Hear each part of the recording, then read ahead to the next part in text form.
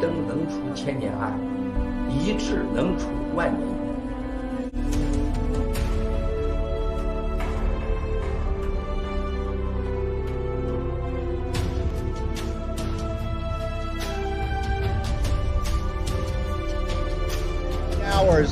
Miles Guo, the entire G Media, GTV staff will be here throughout the world, and we'll be broadcasting from Japan, Taiwan, everywhere throughout the world. I want to thank our audience. I'm very honored to be head of the Rule of Law Society and have been focused the last couple of years on the whistleblowing movement. It's a great honor to work for the freedom of the Chinese people and to know today that the new federal state of China is being announced by the Himalaya Society, the Himalaya organization, to actually confront, combat, and eventually take down the CCP. The CCP is a gangster organization. They do not deserve to continue to be able to keep the Chinese people in slavery. And I want to thank all the English-speaking people throughout the world, as I'll be around for the next 18 hours to give analysis, assessment, and commentary of exactly what's happening. I want to thank Miles Guo and everybody associated with the whistleblower movement, everybody associated with the Rule of Law Society, everybody that is working every day to free the Chinese people.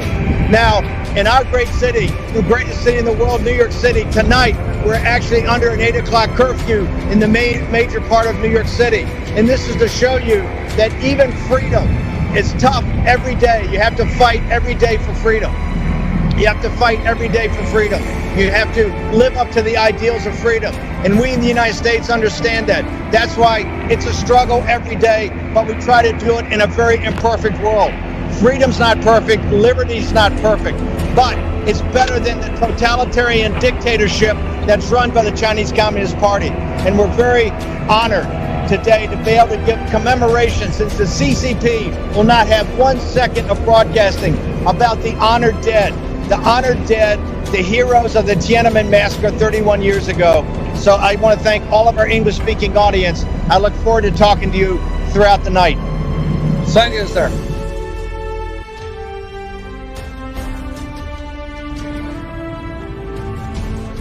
尊敬的战友们好，尊敬的战友们好，尊敬的战友们好，14亿中国同胞、香港同胞、西藏同胞、台湾同胞，大家好！我和史蒂文·班农先生现在正在美国纽约的曼哈顿，后面就是我们追求的信仰的标志——自由女神，还有我们的雷弟妹、我们的战舰，非常的荣幸，今天能和所有的战友们一起见证我们新中国联邦的开国大典。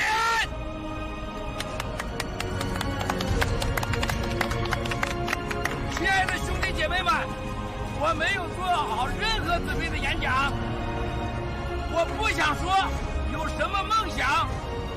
中国人做梦梦了几千年了，共产党给了我们一个噩梦，现在习近平又给了我们一个更大的噩梦。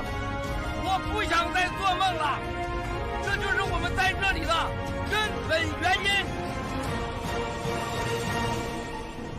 我要告诉同胞们，我们每个人都有义务，都有责任保护我们的父亲、母亲、姐姐、妹妹、女儿、兄弟，各家人也有责任保护我们的朋友。我们要结束共产党的流氓统治，一切都是党的，一切都听党的，爹亲娘亲不是党亲的流氓政治，让他们从今天开始起，共产党在中国不再是合法的政府。我在这里代表爆料革命的亿万战友和实际上爱好和平，还有向往善良、自由、法治、民主，所有的朋友们，我要告诉你们，我们会把共产党在中国彻底打倒。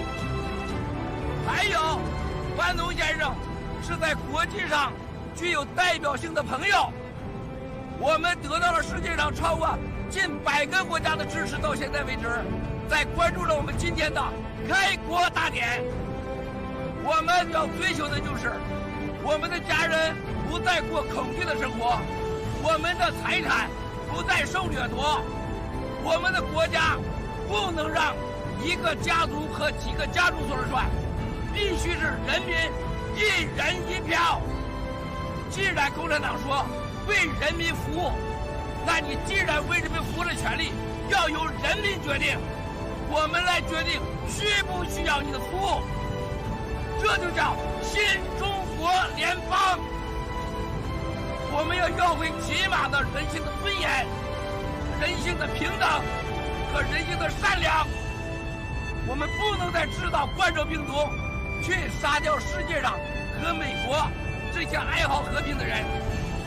所以，我们也不允许再在香港发生这种灾难的事件，时时刻刻在死人。我们也不允许在台湾过着恐惧的生活，和14亿人民过着奴隶般的生活。这就是我们要成立新中国联邦的原因。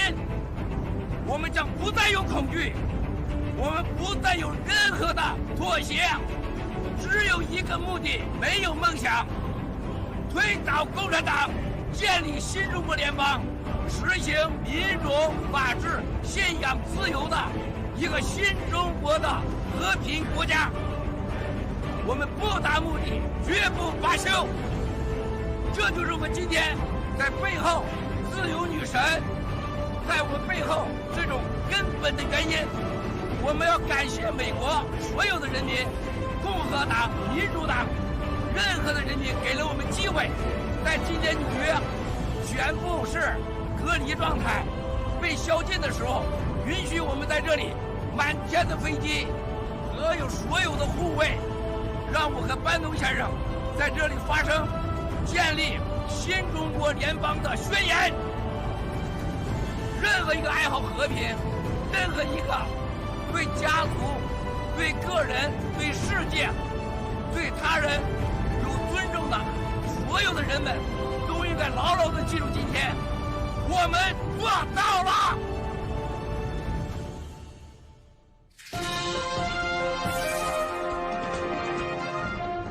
The Secretary of State met with the Tiananmen Square massacre survivors this week. The anniversary, of course, is today. Your reaction to that? Well, I think we're entering a period which is going to be tougher and tougher for U.S.-China relations. And as a result, based on what's happening in Hong Kong, based on what's happening in other tenets of the relationship, things that were considered no-go areas in the relationship are suddenly become possible, whether it's closer relationships with Taiwan, whether it's more coordination around the Tiananmen protests. Any part of the relationship it's going to become so fraught that people are going to stop being resistant to getting under each other's skin, and that's going to, of course, further exacerbate tensions going forward. But Leland, how are we supposed to have a relationship, a partnership with China if these things keep coming up and things are getting worse? And I think that as we get into the fall, you're going to see the worst relationship between the two since Tiananmen in 1989. We're on our way to decoupling. It's just a question of where that decoupling, what level of decoupling that we'll see. This is the order from the DOT, essentially calling for a complete ban on commercial airline flights from Chinese airlines starting on June 16th. If this goes through, and there's no reason to believe that it won't, this will effectively cut off flights between the two countries. The U.S. and China were negotiating for the resumption of flights. Delta and United wanted to begin flights this week. Couldn't work out a deal. So now the DOT has said, you know what? You can't come to an agreement on letting us fly back to China. Maybe you shouldn't be coming here. So again, this is an escalation of tension between the U.S. and China. And now, in the last hour, our 9 Europe correspondent Ben Avery and his cameraman Cade Thompson attacked while live on air, reporting on the London protests. Bit of a clash with us here at the moment, and it's been following us. But just 12 hours earlier, Europe correspondent Sophie Walsh was also attacked during a live report. It was a demonstration that had been banned by police, but thousands turned out to protest the death of a 24-year-old black man in police custody in 2016. But it descended into... Sorry. Sophie, you okay? Sorry. I just... Sophie? Yeah, I just had someone come up and try and... Yeah. You okay, Soph? Sorry.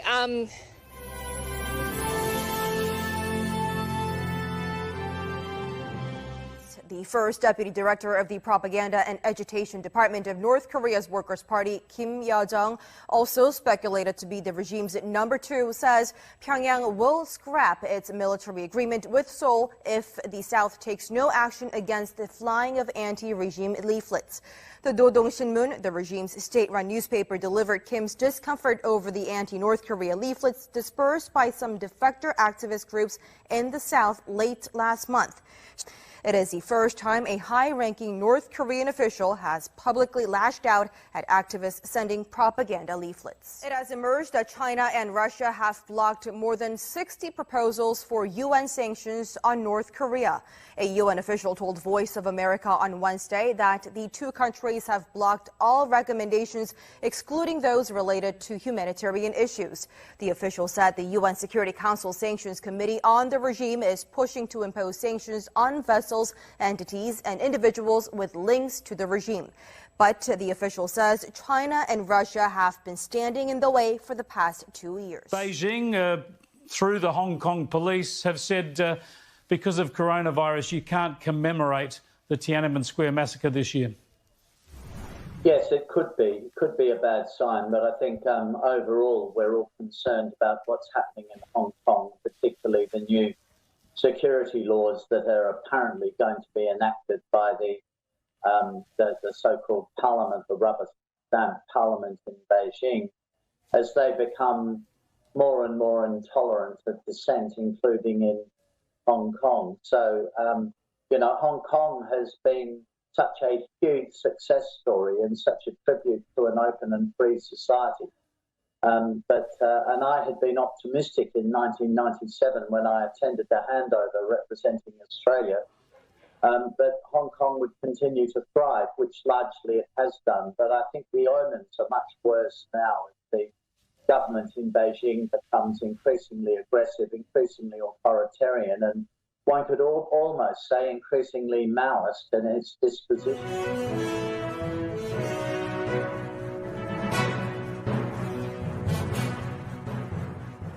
And how soon will the president declare them to be, in point of fact, an international terrorist organization?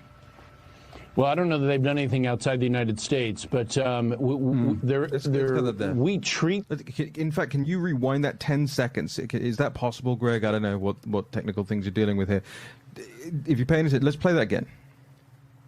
Well, I don't know that they've done anything outside the United States, but... Antifa, Jack. We don't know if they've done anything outside the United States. Anti-fascist action. I mean, this is clearly a failure of not only of Cuccinelli's staff to adequately brief him prior to this interview, but I think it speaks to a wider failure on the part of the federal government. We're hearing the same thing from federal agencies. We're hearing the same thing from law enforcement around the country at the federal level, that they just haven't done the legwork on this organization. Antifa was originally constituted in Germany in the 1930s. They were an arm of the communists from the Bolsheviks, really, from Russia, that were sent over. The NKVD was involved in setting them up, as well as the German Communist Party. Their role was to destabilize the Weimar Republic. That was the entire point of Antifa. They are a destabilization force. And then we saw a resurgence of Antifa in the early 90s, the late 90s, the Battle of Seattle. We then saw another, then through the Occupy movement, which of course was an international movement in both Europe and the United States, Canada and the United States. We see Antifa in Canada now. We see Antifa, you and I have come up against Antifa in London. And now we've seen just a massive resurgence in this movement. We've even seen, and I've done a lot of reporting on this and documentation of Antifa traveling to Syria to fight with a internationally designated terror group, the PKK, and receive training from them. They were sort of attempting to recreate the Spanish Civil War in northwestern Syria. But the question is the response that we just heard, is that indicative of the wider ignorance across the federal government about this, or was that maybe an outlier? Because if it's indicative, and I think it is, then we've got a bigger problem on our hands. Because you guys sitting at home will be thinking to yourselves, oh, okay, you know, we're in 8 days of Antifa-led anarchy now, even though in some places, yeah, it's quieted down. Not for nothing, that's because of the massive military presence here in Washington, D.C. and in other places. In other places it hasn't. Look at New York City last night. But you might be thinking to yourself, okay, you know, President Trump, he gave a great speech, he walked over to St. John's Church, held the Bible up, and, you know, that was a major moment, iconic moment. But unless that filters down through the agencies, unless that information is freely available, unless...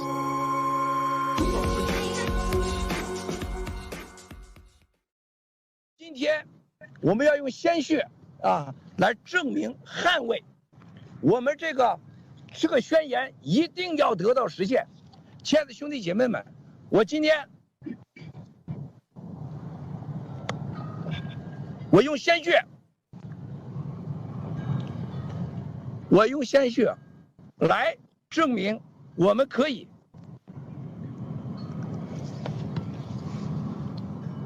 兄弟姐妹们，我用我的鲜血，我今天用手指，我不能用这个手指头，我用这个，我咬掉我的手指的鲜血，就是要证明给所有的兄弟姐妹们，我们未来我们要在这个世界上用我的鲜血来捍卫我们追求的法治、自由、有尊严、有体面的中国。中国人叫摇指发誓。我今天先把誓言留在这里，好不好，兄弟姐妹们？我们一定要干掉共产党。